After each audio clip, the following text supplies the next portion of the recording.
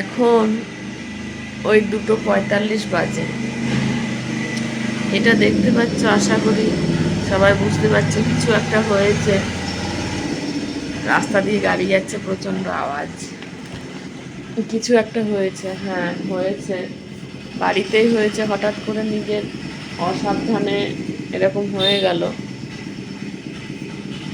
খুব বাজে লাগছে, খুব কষ্ট পেয়েছি। মাথাটা প্রচণ্ডভাবে, মানে কি যে হলো, সে মাথাটা পুরো ঝাঁকিয়ে গেল। সকাল থেকে তো প্রচুর ছুটাছুটি, এই এটা সেটা অনেক কাজ চলছেই, আমার চলতেই থাকে। তো সব কিছু সেরে অনেকবার বাইরে গেলাম, অনেকবার এলাম, অনেকের সাথে দেখা হলো ওই 1টা পর্যন্ত। অনেকের সাথে দেখা হলো, কথা হলো, ফোনে টোনে সব কিছুই। এরকমটা তারা দেখেনি। এখন যদি বিকেলবেলা তাদের সঙ্গে আমার দেখা হয়, তারা অবাক হয়ে যাবে, বলবে এটা কি করে হলো। এটা হলো আমার ওই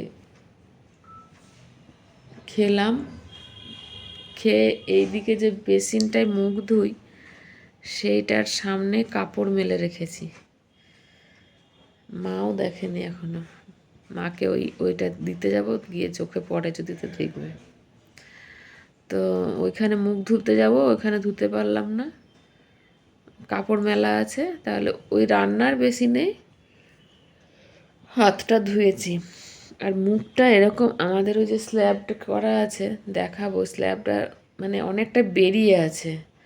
অনেক কিছু কাজ করা হয়েছে যেগুলো মানে কোনো ঠিকঠাক একটা সুন্দরভাবে কাজ আমাদের করা হয়নি। ধাপে ধাপে কাজ হয়েছে, যে কোনো মিস্ত্রি যখন তখন এসেছে আর তাদের ইচ্ছে মতন করে দিয়ে চলে গেছে। আমার কোনটা সুবিধা, আমার কোনটা অসুবিধা, আমার কি অসুবিধায় পড়তে পারি, এসবগুলো তারাও ভাবেনি, আমিও ভাবিনি।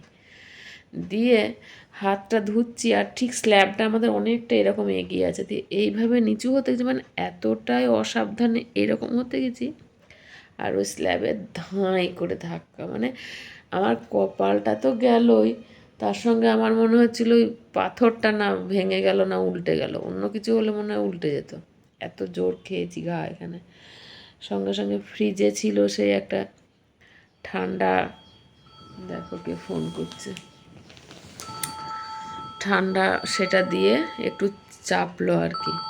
ঠিক আছে, আমার ফোন এসছে, একটু কথা বলে নিই। হ্যাঁ, এতটাই চাপ, ফোন এসছিল আমাদের কাজের ফোন, মানে ওদিক থেকেও প্রচুর কাজ, ডোর টু ডোর কাজ করতে হবে।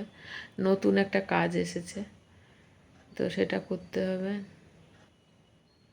এই হচ্ছে ব্যাপার, অবস্থা খারাপ। মানে এত লড়াই, এত যুদ্ধ করতে করতে আমি একবারে, মানে কি বলবো, ক্লান্ত, শেষে আহত। হাসছি, হাসিনি তখন, এখন আপনাদের সামনে হাসছি, তখন হাসি পাইনি, তখন একটু অন্যরকম হয়ে গেছিলাম। যখন লাগলো, কষ্ট পেলাম, সাথে সাথে বরফের এটা চেপে ধরে অনেকক্ষণ থাকলাম, কিন্তু মানে অনেক জোর আঘাতটা পেয়েছি তো, সেই জন্য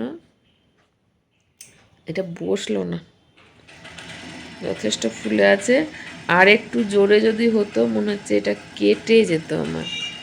কেটে তো গিয়েইছে, আরও কাটতো, কেটে মনে হয় সেলাই ফেলাই করতে হতো নাকি জানি না।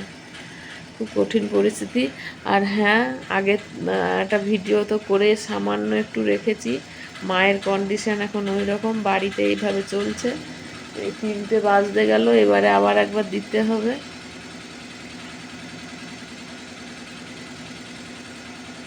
আমার পরিস্থিতি একটু শেয়ার করলাম, এই আর কি। কেমন পাগল ছাগলের মতন অবস্থা হয়েছে আমার। যাক, ওদিকে মেয়ে, এদিকে আমার কাকার ছেলে, আর এদিকে আমার বান্ধবী প্লাস বান্ধবীর বর, সবাই মিলে আমাকে শক্তি যোগান দিচ্ছে। এই দেখি কতদিন এইভাবে চলে, কতটা কাকে ভালো রাখতে পারি, এই আর কি। ঠিক আছে, আসি, সবাই ভালো থাকবেন, দেখা হবে আবার।